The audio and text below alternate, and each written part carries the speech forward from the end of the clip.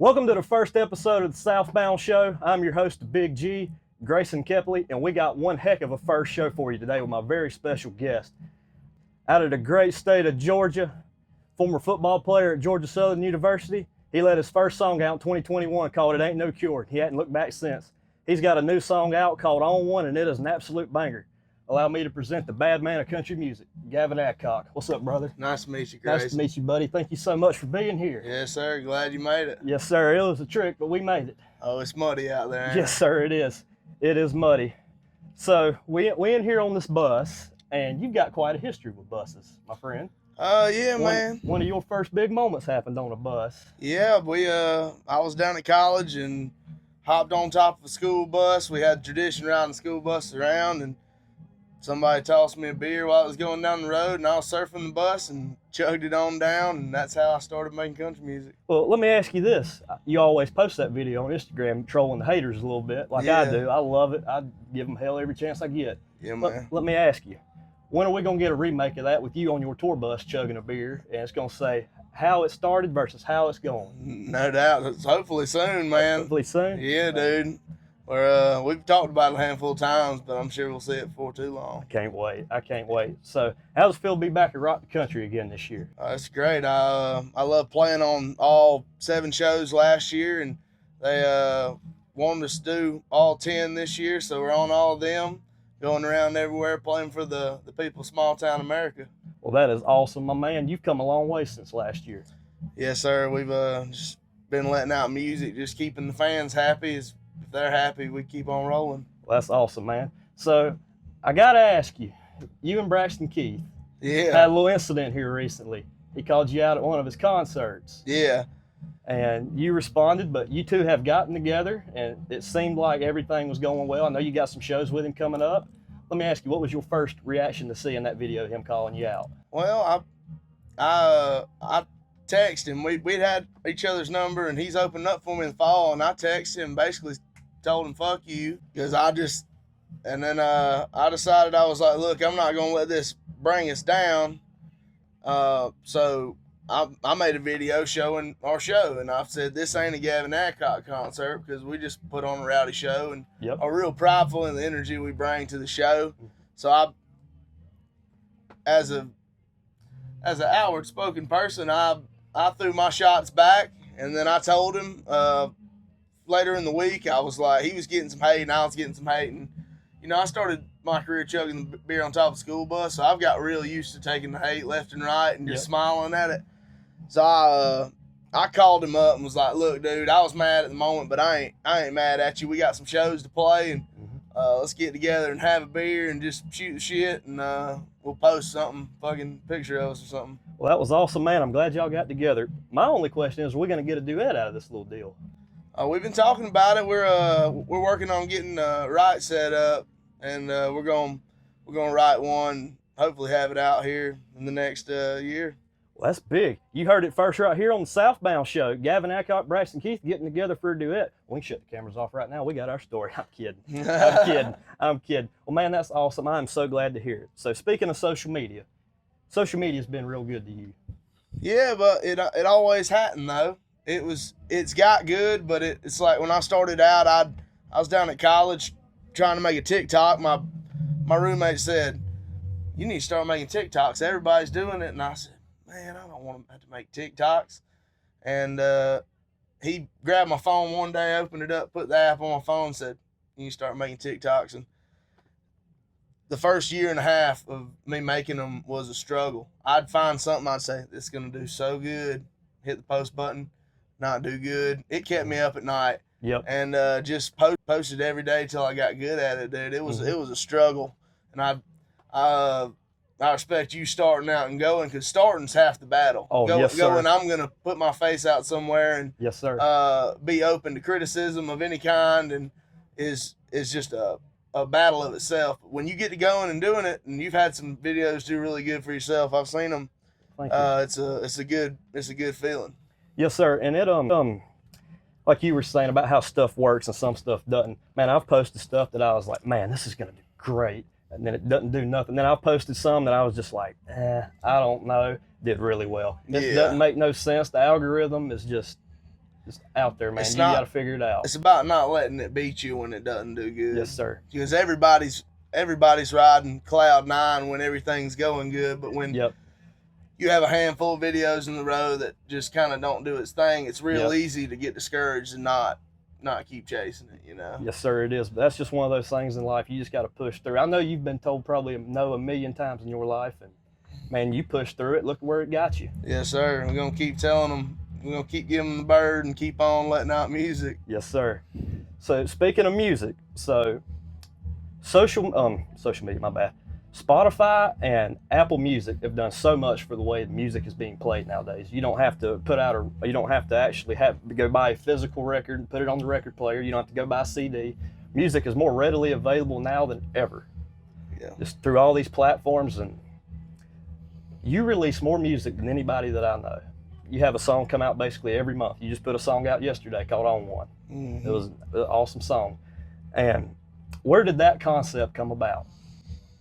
Well, I didn't start making music till after COVID. Yep. And the music before COVID and the music after COVID was totally different because people were still on the let's drop 2 singles a year, and then let's drop an album, and then let's make everybody wait.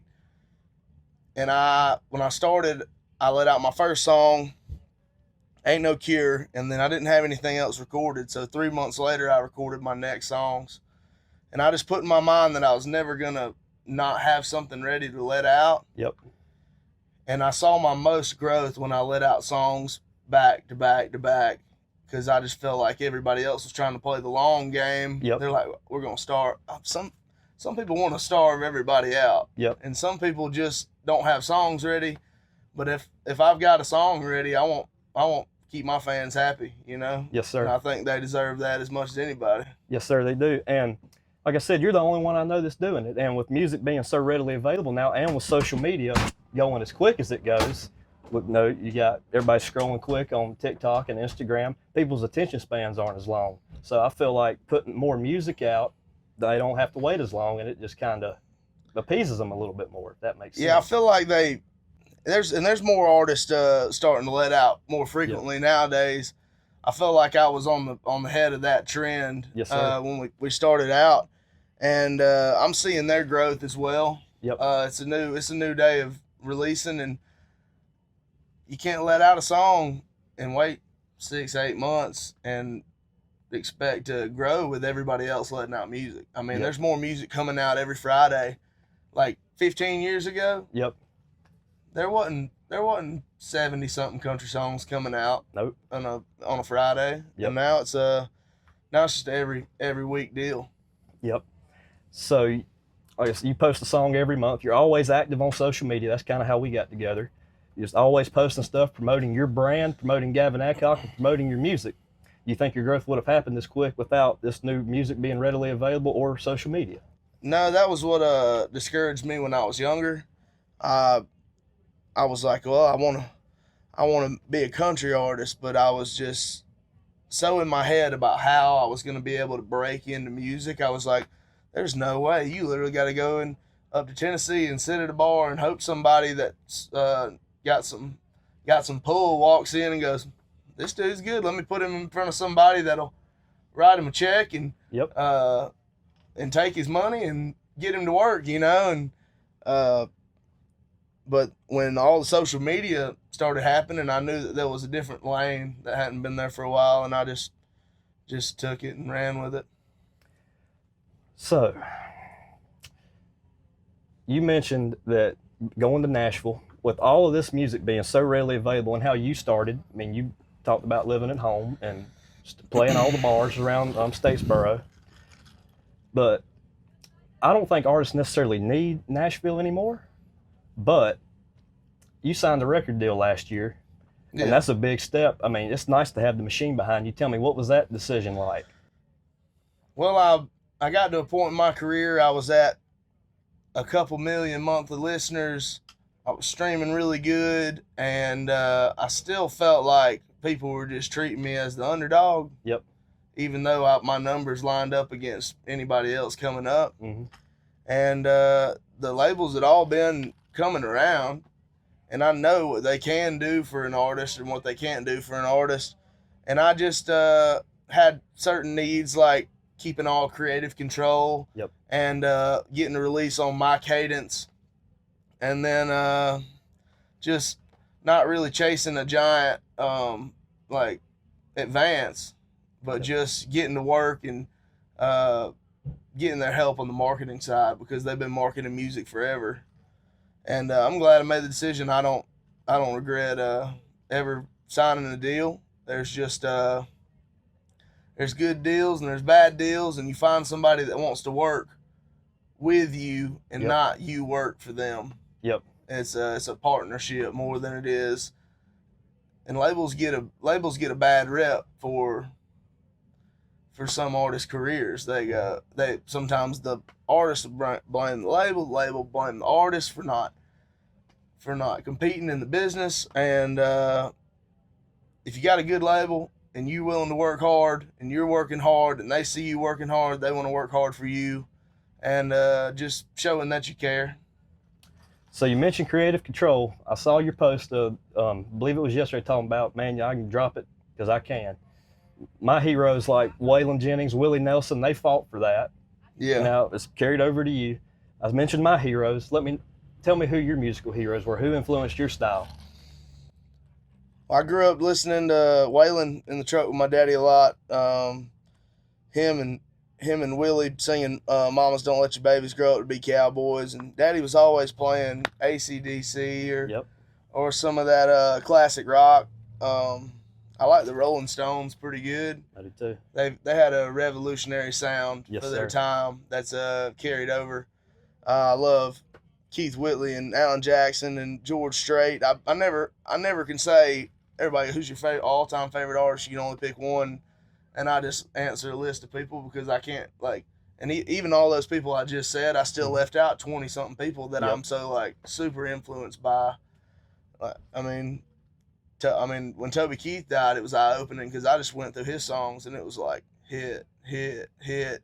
Dream Walking, Should Have Been a Cowboy. Yep. Courtesy of the Red, White, and Blue, which we'll walk out to tonight. Really? Yeah, we've been Awesome. walking out to Toby all year, and all those heroes. I mean, there's more modern ones that I didn't even say, like Aldine, and Yep. people give me a comparison because we're rowdy, but Yep. we've got two totally different styles of music. Yep. And I listened to a bunch of in college, so Yep. it's not it's not like a disrespect thing to me. It's more like I freaking really enjoy Co's music. So, we mentioned Leonard Skinner before the interview. Hero of yours, as you mentioned, they're hero of mine. You got a little bit of rowdiness in you, and they was known to be a little rowdy. So, man, what's life like on the road, man? It's great. I really crave it when I don't. Like, we just had a week. We just had like 8 days off. Yep. And I was so ready to get back on the bus, just to go play some shows and see some fans. Like the energy you get. Like, we had a rowdy night last night. We've been kind of tired today, but as soon as you get on that stage, whatever tired or hangover you've got just like leaves your body because the crowd will bring the energy and it just feeds into you. But yeah, the road's awesome. You just wake up in a town, make you a coffee, or go get you a coffee, be a tourist till about lunchtime or 1 or 2 and sound check, and then it's really just waiting until you start drinking. You know, it's like 2 o'clock, can't drink yet, and then have a few before the show, see everybody, and then get rolling. So we mentioned positivity. That's why we're here. You saw my video, you commented on it, and about mindset, positivity, the support system, and just pushing through things, man. Positivity is a big deal in my life. It's part of the reason I'm here, just dealing with situations. Had a rough last year, spent a year recovering, spent a year getting here. I was really sick last year, just for the story. And I was sitting there and I was just asking the Lord, like, man, why did this happen to me? You know, in the hospital, at home, like, why did this happen to me? You know, I was overweight, and man, I went on a diet and got in the gym, and it just seemed to fix everything, fix my mindset, fix my life. And positivity is what got me through it. It changed my life. And I got to mention faith as part of this question. Just staying positive. I'm going to get to faith in just a second. Just positivity, just pushing through life. And positivity is the reason that I'm here. It's the reason you're here. I've heard you and Bert Kreischer's, when you were on Bert Kreischer's podcast, man, that just, you and him were talking about seizing the moment and going for it, man, that spoke to me. Mm-hmm. Well, your video this week about when you're, it's going to be the hardest when you're getting close. Yep. And I feel like that all the time. I'm in a situation as an artist that if I stop today, I would fall off, and in 10 years, nobody'd remember me. And I'll be fine financially, but I just want to be the best I can in my business. So I'm really pushing hard right now to be the best artist I can for fans, so they'll remember me like Waylon or like Johnny Cash or Willie, or they'll it's not about the money. It's just it's about affecting people in a positive way. I make a song, I put it up on Spotify or Apple Music, and people get to pay for their Spotify for $20-something a year. I don't even know what it is, but it's pennies on the dollar for them to go listen to my music. And it's just it's nice to know I'm giving a service that doesn't cost very much, and it can actually change people's lives. And that's that means a lot to me, and I hope it means a lot to them too. Well, I can tell you it does. Last question. I mentioned faith. I got a gift for you. I mentioned faith. What does your faith mean to you? Well, it means just when you open up the Bible, believe it or not, you read through it, it puts you in different situations, and it's a book of morals. Yep. It just makes you morally sound regardless if you believe in Jesus or not, and people should live by that because it'll just make the world a better place. Yes, sir. And I also saw your post at Easter mentioned we don't just praise God on Easter. We praise God every day. Yes, that is sir. So true. He gets me through the hardest days. Yes, sir. World feels like it's falling apart. Head's in a bad spot. Just go pray for a little bit, and it'll change your whole day. Yes, sir. I mentioned I have a gift for you, and I went all out for you, my friend.